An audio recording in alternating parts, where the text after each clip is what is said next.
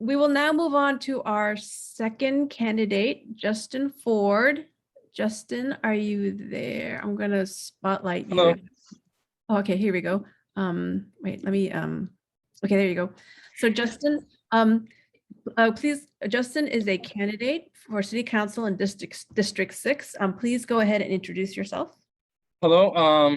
First, I'd like to thank the audience for tuning in, and I'd like to thank DEI for giving me a moment to share a little bit about myself and what I plan to do for the city.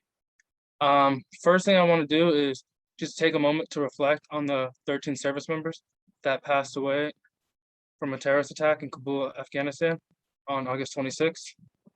It was a tragedy, and it's really sad to see, as a member of the forces, to see so many young people pass away so young, so early. But furthermore, to introduce myself, I am 27 years old. I was born in Lowell, Massachusetts. I have a twin brother. We both served on active duty in the Army together. He still serves right now in the active duty portion. I serve in the reserves now, and it was a great experience. We actually were stationed together at the same base. But before I went off to the Army, I was in college at Middlesex Community College. That's what first got me excited to vote and be interested in the whole voting process. I got registered that day at a snack stand that they were going off and giving off free gifts for people who were getting registered to vote. And so I thought it was a free snack. Why not use that? And then I ended up getting into the process of understanding and watching and paying close attention to politics. And then after that, a short while time, I transferred over to UMass Lowell, and that's when I had decided to pursue political science as my degree and focus more on politics. While I was there, I was on Student Government Association, as well as the president of the Poli Sci Club. So you can tell I love politics, and I like to stay pretty engaged in it. But also, as my time in the Army, I was a paralegal. I worked for the prosecutions team, and I worked under a lot of lawyers as well as commanders, and making sure that I would be informing them on correct and accurate updated information that's going on in the legal field.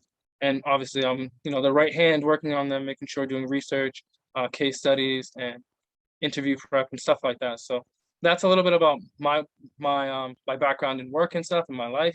I was born to a Black and white mother and my father. My father came here with my parents and aunt as refugees during the Khmer Rouge.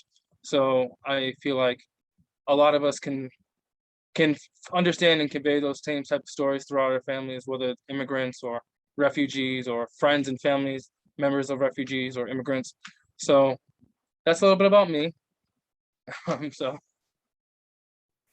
Great. Thank you so much. So I'm not going to go over all of it again, but I just did want to quickly remind, about the Racism is a Public Health Crisis letter in 2020, which called on the city to take steps to address racism as a public health crisis and laying out the 5 steps for addressing it in the city. What are your thoughts on this letter and the steps that it lays out, as well as the city's responses to it since then? So thank you for that question. I think the first thing I'd like to say is that this letter was a great and clear and concise point on what's going on. On step 1, yes, the city needs to make a commitment and make sure that we make diversity, equity, inclusion an important part when it comes to our whole entire government that works, as well as for the city. So to make sure that we articulate and communicate and commitment and strategies and goals. So yeah, the city needs to make sure that we hire a DEI chief and that we actually set up a clear picture of what our problems are in the city and start gathering data as well on the racial makeup and all makeups of the city, and using that data to help implement what changes they need to make going forward. You have to work as well as on making sure that anti-bias training and anti-racism training is taught throughout all city council. I agree, through all departments of government because it's important. We need to make sure that people understand what it means and making sure that we're taking steps to combat that, as well as making sure that we are transparent on the fact that we're doing that and when we're conducting these trainings, who's going, who's missing these trainings. Those are also the things that we should be looking at too, to making sure. As far as making sure that we establish an independent advisory committee to monitor and address the police misconduct, I agree with that. You know, right now, Lowell has a sort of committee, a community advisory. I think it's, I don't remember what the exact term is, but the city does have a sort of system in place right now.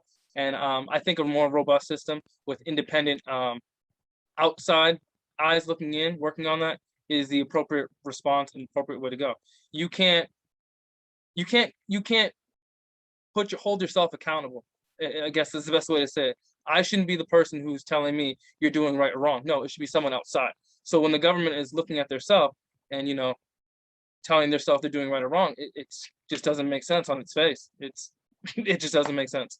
So and last thing is, like, I do agree with that that we should be reallocating resources and money within our budget to make sure that we can promote the racial equity, and making sure that we can make sure all these things are getting done, because it's not going to get done unless we hire someone and make sure we put that together. And make sure, last point is to make sure that you address what your definition of racial bias is.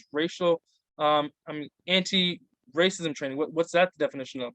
So those are steps that we should take. So thank you. Great, thank you so much.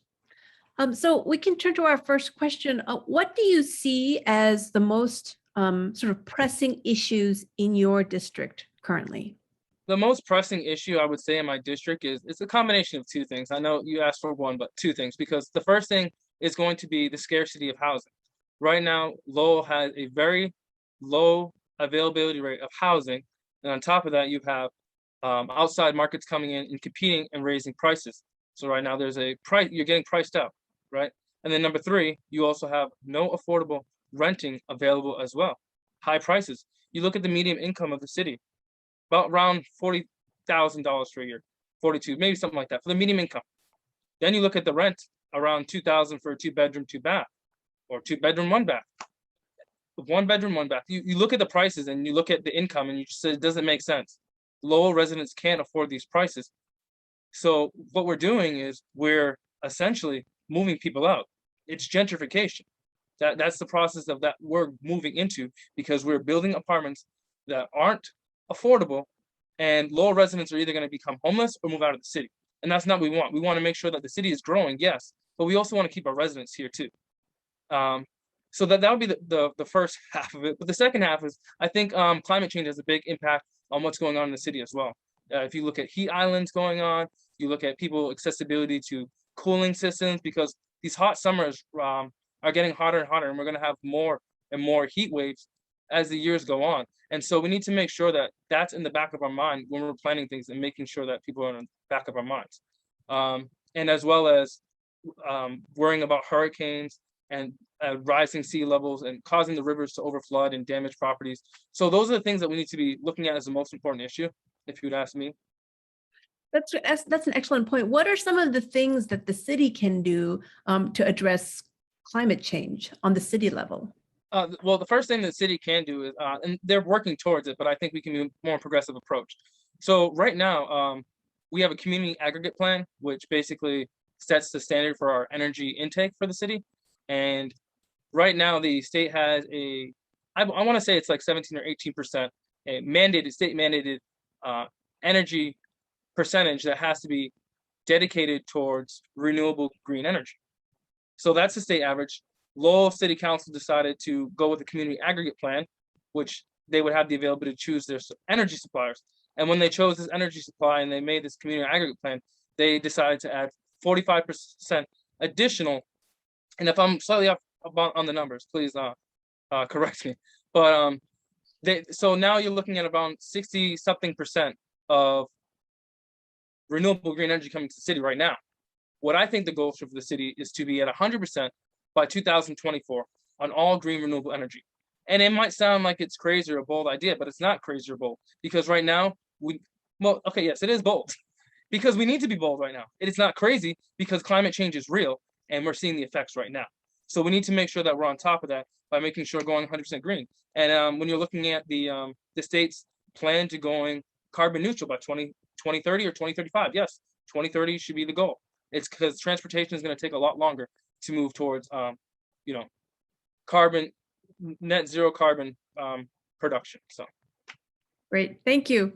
So we're going to turn to a question from earlier. What are your thoughts on the city's performance managing the COVID crisis? And is there anything the city could have done more for Black, Indigenous, and people of color and low-income communities? So the city's response on the COVID crisis is, like Corey was talking about, there's areas that were going good and there's areas that could have been done better. And I feel that the community did a great job of making sure that those people who needed to get services were seen, but also making sure that we were we did well as a city keeping COVID rates low, infection rates low. And right now we're doing pretty well, I would say, and maintaining a pretty much relatively low number of COVID cases. As far as being better towards the Black community and the people of color community in regards to that, it's all about outreach and making sure correct information is being put out. So in the health system, there's a lot of disparities when it comes to race. Race plays a big role into it. And you see that when you're talking about Black women have a higher percentage rate of not making it through childbirth. I believe it's 4 times higher death rate, which is unacceptable. And that clearly shows there's a problem within the system as it stands. And so things like that trickle down, and then so it's about building trust, and that's the best way you can address this situation, is building trust and being transparent. Great, thank you. So this question is from Yunju. How should the ARPA funds be spent? And Yunju, just for the viewers, can you just gloss quickly what the ARPA funds are, just in case for people who are not familiar? That's the fund that Lowell is, there's I can't remember exactly how many millions, but it's the funds that Lowell is receiving for COVID to help with the COVID crisis.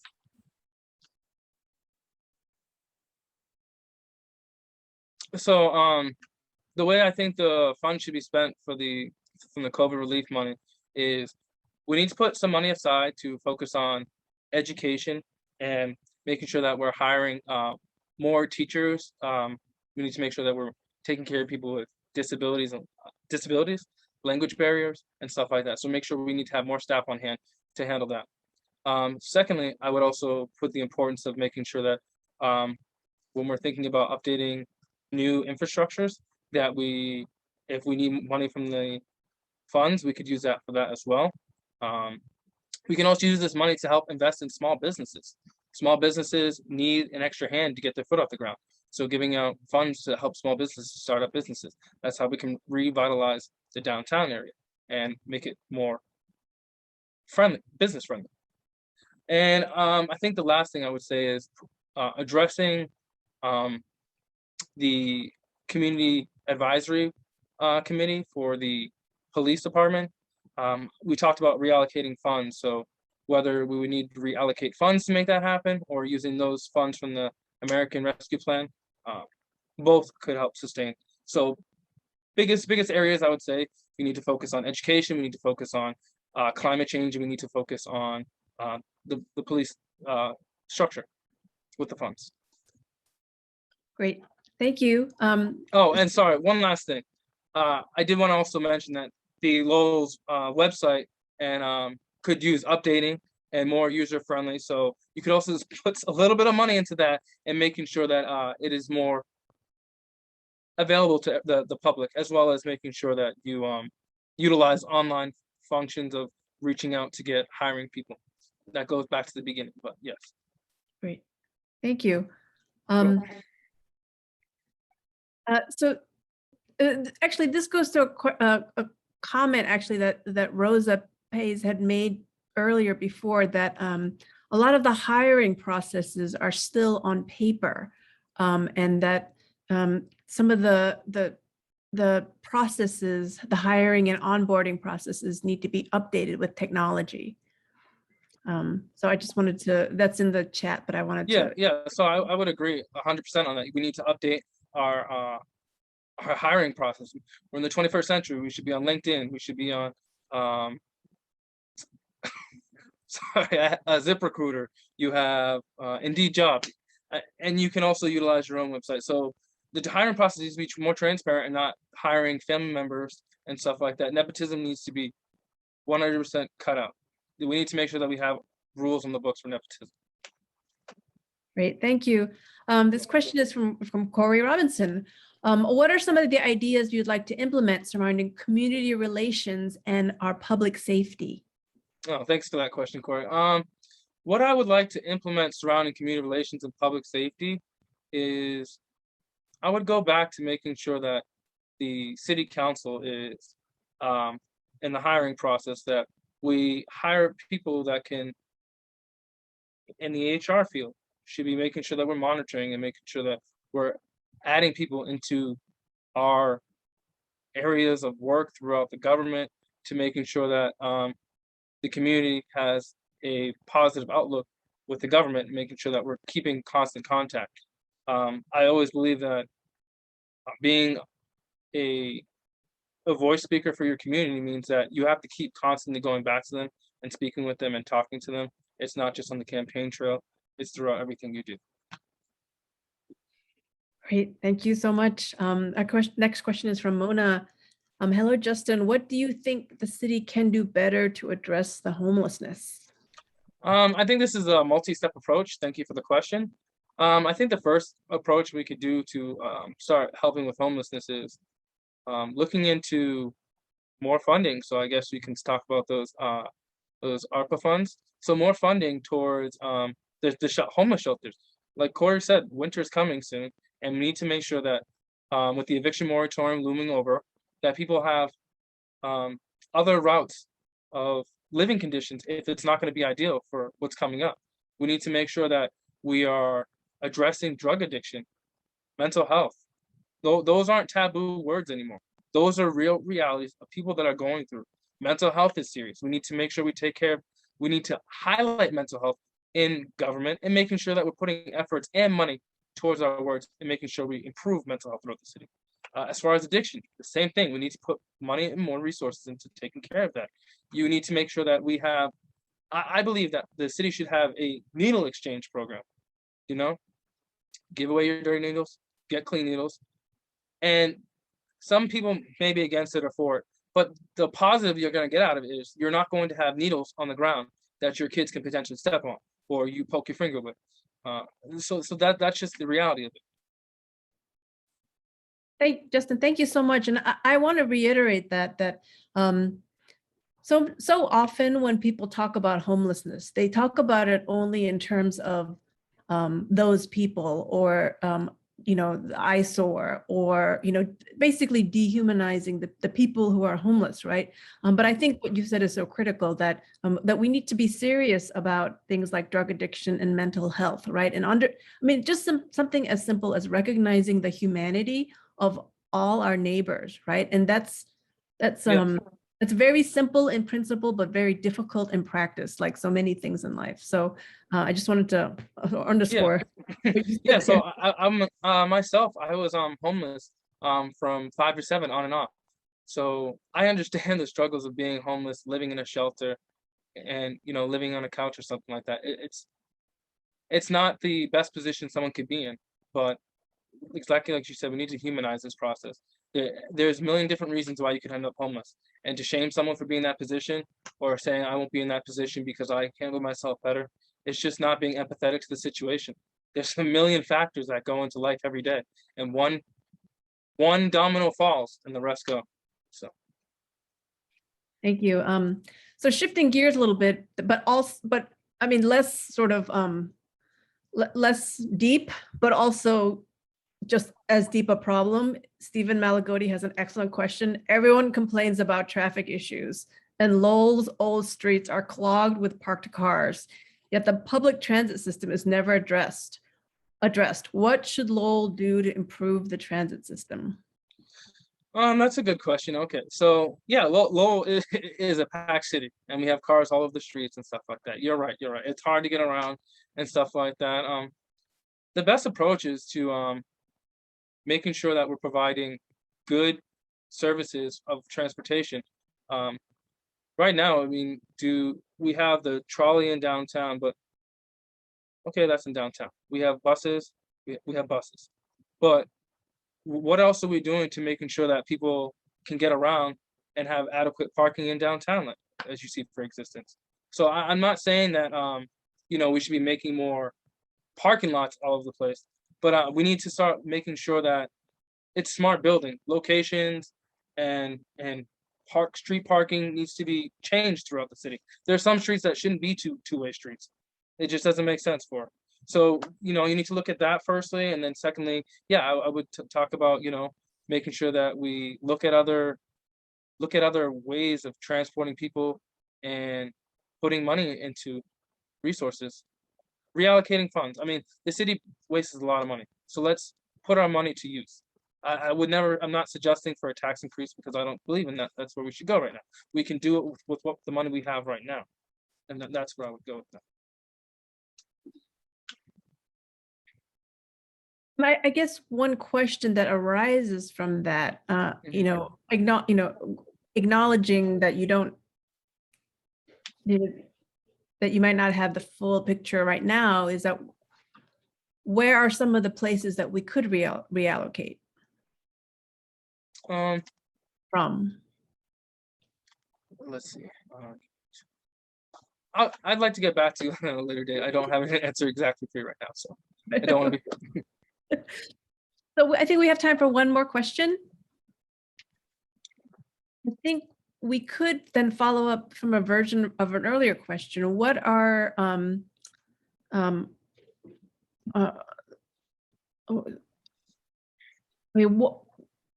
what would be we've talked about your priorities for the district overall, right? I mean, another way to put it might be, what would you want to do? What would be your first priority within the first, say, 100 days? My first priority is making sure that we are working towards the community aggregate plan and going 100% green. That's one of my most important issues. So that would be my goal, to make sure that I start working on that day one, making sure, okay, what do I need? How do I get this done? My background in research and stuff like that gives me the ability to find the connections that I need to get these things done. So yeah, first 100 days, I'm diving in on climate change. That's my biggest priority. We need someone bold on that issue, so I'm that person. I want to thank both Justin and Corey for participating today. We will be returning on Monday, September 13th, with a South Lowell spotlight with Susie Inchun, who is running for a school committee in South Lowell, and Tooch Van, who is running for city council in South Lowell. So be well and wear your masks, and we will see you in 2 weeks. Have a good night.